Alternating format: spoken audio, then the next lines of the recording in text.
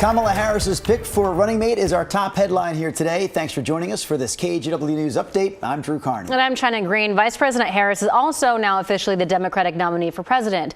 And this morning, she announced Minnesota Governor Tim Walz as her VP pick. Democratic nominee Kamala Harris chooses Minnesota Governor Tim Walz to be her running mate. The pair releasing a video to build excitement. The campaign believes Walz brings a sense of balance to the ticket. He is 60 years old, a two-term governor, a former teacher, a military veteran, and a gun owner. The announcement coming after Harris officially becomes the party's nominee, making history as the first woman of color at the top of a major party ticket. Harris and her new wingman rally tonight in Philadelphia, then kick off a battleground state tour covering Wisconsin, Michigan, Arizona, and Nevada. And in the most sincere form of flattery, Trump running mate J.D. Vance holds rallies in several of those same states. With polls showing a dead heat, the Trump campaign blaming Biden and Harris for the stock market drops. We have never been down 1,000 points ever, not even intraday on the NASDAQ. Bidenomics is working. It's working. Attack ads, a sure sign of a tight race with 3 months to go to Election Day. Susan. And today for our neighbors in Washington, it's primary day. Races on the ballot include governor, a U.S. Senate seat, and all the congressional seats. Ballots must be postmarked by today or dropped off by 8 o'clock tonight at any official drop box. Clark County says turnout so far is at nearly 22%. The top two vote getters in each race, regardless of party affiliation, will advance to the general election in November. All right, before we go any further with our news headlines, let's take a break to check in with Rodney Hill in the Weather Center. What's happening there, Rod? I present great weather. Yeah, how about that? It's really a comfortable day with all inland areas showing temperatures significantly lower than the last couple of days. The coast was solid clouds this morning. Now, many of our cameras, especially in the Central Coast, along the Central Coast, are showing clear skies. That's Lincoln City, Chinook Winds Casino Resort. Still cloudy in Cannon Beach, although we do expect these clouds to eventually break. You see a lot of people out there walking on the beach, enjoying the day. 63 is the temperature. Pretty much all sunny inland, some haze, but you can see Mount Hood from Indian Creek Golf Course out in Hood River, where winds today are west of 15 and temperatures this afternoon will be up to about 81 degrees. Downtown Portland has cleared out after some cloudiness came in. We're at 69. Your afternoon plans for play or work are a go. I don't see us being any warmer than 83 degrees and will quickly fall back into the 70s this evening. The forecast does heat up, but it also has a long stretch of cooler days. So quite a mix coming up in your 7-day forecast. All right, Rob, we'll check back in with you here in just a few minutes. Back to our news headlines now. It's been 7 months since a door plug blew off the side of an Alaska Airlines plane that had just taken off from Portland. Today, the National Transportation Safety Board started a 2-day hearing to continue its investigation into how exactly that happened. For more, here's KGW's Alma McCarty. Unbelievable and unexpected. It scared everyone. It didn't matter where you were sitting on the plane. It was terrifying because it's not what you want to have happen on any flight that you're on. Passengers on board Alaska Airlines Flight 1282 won't forget what happened that night, January 5th, less than 10 minutes after takeoff. The wind just came in rushing. It was very, very cold. I was thinking that we're going to die. I was thinking that the plane is going to crash. They'd soon see exactly why their flight to California had been quickly routed back to PDX. First, I thought it was the emergency door, but there was no door there. It was just like a part of the wall that flew off. It was a door plug blown out of the Boeing 737 MAX 9. NTSB regulators soon collected the evidence, including the door plug itself, which fell from the sky into a local science teacher's yard. This is the most exciting thing that's ever happened on the street, as far as I know. A preliminary report from the NTSB a month after the incident revealed 4 bolts used to secure the panel were missing, removed and not replaced while the MAX 9 was being repaired at a Boeing factory in Renton, Washington. It was a little bit baffling how this type of product production could fail. This week, after months of behind-the-scenes work, regulators will call witnesses from Boeing, from Spirit Aerosystems, which made part of the plane, and from the FAA. John Golia, a former NTSB board member, explains. They're going to question them on the record about what the NTSB has uncovered during this time when there's been no publicity. So what they really want to to come out of this event with is on the record answers to the questions that they have developed. And I will tell you that most of the questions, they already know the answer. Golia says the NTSB will focus the hearing around the point in the assembly where workers removed the door plug to do additional work. What's not in the public is the how that happened, what happened after it was open, and how did it get closed without being completed. Alma McCarty, KGW News. Portland police have arrested a man in connection with 2 explosions in a neighborhood in Northeast Portland. This happened yesterday afternoon at Northeast 141st and San Rafael. Portland police and the bomb squad responded to the first explosion and asked neighbors to shelter in place. Evidence markers showed pieces of the explosive device scattered across the area.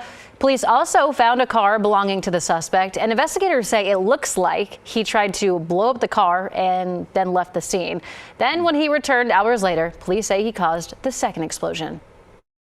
A big explosion, and it almost seemed like it was under my house. It was that intense. It sounded like a pipe bomb because it was too big to be a firework. And I was thinking my dog's probably hiding under the bed already. Luckily, no one was hurt. 62-year-old Stephen Filippelli was arrested in connection to both explosions. He now faces charges including possession of a destructive device, disorderly conduct, and criminal mischief. The Washington County Sheriff's Office says it arrested a suspect in a burglary at the Rice Northwest Museum of Rocks and Minerals. The surveillance video shows the suspect using a sledgehammer to break inside on Christmas Eve of last year. Investigators say they got a break in this case when someone sold some of the gold and other precious metals in Salem. That led them to 33-year-old Vincent Roberts, who was indicted in May and arrested in late June. But many of the items that were taken last December are still missing. And in Washington County as well, deputies arrested 46-year-old Jamie Lee Baxter, who they say impersonated an Amazon driver and stole packages. Just before 5 o'clock yesterday morning, people at the Northridge Apartments in Rock Creek called police and said that someone wearing an Amazon vest was taking packages from porches. Investigators say a car was also vandalized with spray paint, and they think that there may be more victims in the area. Now to a KGW investigation into a potentially huge shift in college sports.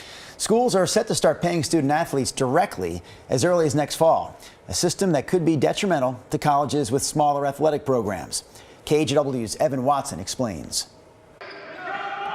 We're still probably the purest form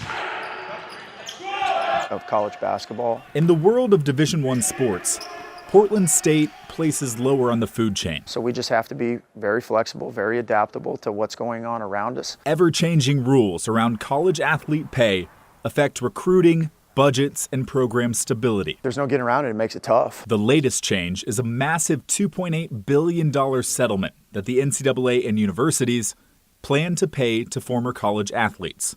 It could threaten the viability of sports programs at smaller schools and widen the competitive gap between the haves and the have-nots. You know, we have to strive to try and level the playing field. Dante Chacheret is the starting quarterback at Portland State. Kind of like an incentive. You know, you play good, you get paid. Only recently have athletes been able to get paid for the use of their name, image, and likeness, known as NIL. Chacheret says the older generation is jealous of the new opportunities, and he feels the same way. My brother, he's actually in the NFL. He plays for the Cardinals, and he always talks about, like, man, if I was in college in your time, I'd have all these deals. So I'm like, yeah, that's how I feel about the next generation coming up. The settlement would force all NCAA schools to pay damages to many athletes who didn't get deals in their college years. Big Sky Commissioner Tom Wistrcill says he worries some schools might cut sports teams to afford it. So it's very painful for our schools in the Big Sky Conference. Most of them are going to be out, roughly $250,000 to $300,000 a year for 10 years. And that's a lot of money for our schools that are cash strapped. The settlement would also let colleges pay their student athletes directly from a pool of up to $22 million a year. And the schools that choose to opt into this pay-for-play model, like Oregon State and Oregon, they're going to opt in. They're going to pay those student athletes. Good for them.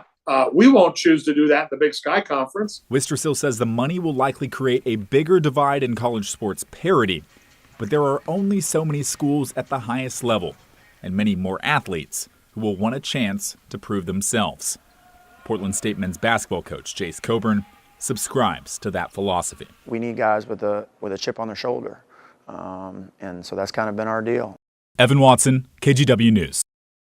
There is only one former college athlete sitting on our news desk here right now. It's not the guy who's presently talking. Sorry. It's not the weatherman that we're about to throw to. It's China Green. China, would you like to ask the weatherman how the weather's going to be today? I would like to say I would have liked to get paid. Yeah, that's a good point. Back in the day when I was in college, but it's fine. You know what sport is great for people that are vertically challenged, not that tall? I was seriously really good at flag football because I was down low just picking the flags as the runners came by. Did not see where that was going. Look up scholarship opportunities for flag football players. I'm going to do my research here. Move it. Thank you, Drew. Let me know. I may revisit college if there are opportunities. All right. Well, this is still Tropical Storm Debbie, barely. Winds are down to 40 miles per hour sustained, so it's almost ready to drop below tropical storm status. Although with the eye now moving up the Georgia coast, it could move offshore and re-strengthen a bit. But the big story here continues to be the fact this storm is going to be dumping rain over parts of Georgia and especially South Carolina up into North Carolina all the way into Thursday because it's barely moving. And the Hurricane Center still believes that there will be plenty of folks pick up 15, 18, 20 inches of rain and some isolated spots even greater than that. So to use the Hurricane Center's verbiage, catastrophic flooding absolutely continues to be a concern for what is now Tropical Storm Debbie. Here at home, that upper level high that's been kind of dominating us, it moves around a little bit. It's parked over Utah and Salt Lake City right now. The flow pattern around it in terms of storm potential, you can see some rain in Idaho, has dropped south of our region, so there's no storm chance this afternoon or tonight for Oregon or Washington. We will be completely dry. We're continuing to see air quality alerts in gray, mainly the southern half of our state, and then a red flag warning over in Idaho where you see the red colors, and out here in northeastern Oregon as well. Air quality numbers all good in Portland, Salem, Vancouver. The worst air is down there parked where you see those red and orange dots on healthy air down in southwestern Oregon. And a mix of moderate to some areas are reporting worse than moderate air quality out across the east as well. Kind of what we've been seeing for weeks and weeks, sadly, at this point. Here's our live camera of the blue sky up over Timberline Lodge. Temperature 61 degrees. Down at Government Camp, it's 64, and past temperatures are expected to be about 70 or 72 this afternoon. Very comfortable weather up in the high country. With the cloudiness that did come in late this morning now gone, we'll probably stay mainly clear the rest of today. 69 is your current temperature out at the airport. Still seeing some clouds on the cameras up in Cowlitz County where it's 65 and still cloudiness in Clatsop County. Astoria's at 64, but the rest of us are seeing some sun. It's now 80 degrees up in the Dows. Forecast temperatures later today. Absolutely generally getting up into the 90s from Pendleton through Baker City and down into Burns, but nobody's expected to be just crazy hot, just low 90s, maybe a 94 degree number. 90 in Madras today, and then the low to mid 80s up and down I-5 for a very comfortable Tuesday. Hope you have a chance to get out and enjoy. We heat back up in the coming 2 or 3 days. Could hit 90 tomorrow. Thursday afternoon still looks to be the hot spot of the week at 95. But then Friday I've lowered us to 89, 86 Saturday, 87 Sunday. And Monday could be get this, Monday could be the first of maybe 3 days in a row next week of high temperatures only in the 70s. How about that? 70s. Liking the sound of it, Rod. Yeah. Okay. All right, so let's talk Olympics for a second. Skateboarding, one of the newer additions to the list of sports of the Olympics. It debuted last summer in Tokyo at those games. A couple of summers ago in Tokyo, for sure. Now, since it became an Olympic sport, a lot of people locally have expressed an interest in learning how to skateboard. How do I do it? For more on that, here's KGW's Christine Pitawanich. Inside this building on the corner of Martin Luther King Jr. Boulevard and Main in southeast Portland is something you might not expect, an indoor park where these skateboarders sport skills and style. So this is a Nike SB warehouse that Skate Like a Girl is allowed to use for our weekly sessions. They're women and or trans sessions. Selma Urbino with Skate Like a Girl says the nonprofit's mission is to offer a space for skateboarders who aren't the typical white men or boys. Our space, what it does, it kind of exposes the community that all sorts of people are able to do this and to try it out versus it just being this one category of people. Urbina says there's a wait list to get in here. When she started back in 2018, things were different. So maybe there was about 5 to 8 participants, and now here we have about at least 30 people in our lessons. Orbina thinks a big reason for the boost, skateboarding debuting in 2021 at the 2020 Tokyo Olympics. If you watch the Olympics now, if you watch just even competitive skateboarding now, you see women, you see trans skaters out there, which is crazy to think about, you know, and that's just kind of the new world of skateboarding. That was not there 10 years ago. Yeah, I'm definitely going to be watching the Olympics. Natalie Zaz volunteers with Skate Like a Girl. I think the community, most importantly, is the best part of it for me. Everyone here is just so free and like so authentically themselves. And if the potential bumps and bruises scare you, it freaks us all out. We are all scared of skateboarding, but at the end of the day, it comes to creating this relationship where you are intimate with your fears. You know, like you don't let it stop you. It opens doors to how you navigate other fears in your life. So, you know, and we're here to support you. You're not alone. In Southeast Portland, Christine Pitawanich, KGW News. Now, they also have opportunities for anyone to learn, including summer camps for kids and teens. And if you're an adult wanting to learn, they also have workshops in the fall for you. SkateLikeAGirl.com. That's SkateLikeAGirl.com for more information. For one final shot during this newscast, we take it away to Paris, France. Sunset. Yeah, really great shot at this time of the day over there in Paris. Did you know that balloon that hovers above the flame actually rises every day? Around this time, as night sets in, that balloon goes up, daytime comes back, the balloon sets back down. You can check out primetime coverage of the Olympic Games tonight on KGW. Check that out starting at 8 o'clock.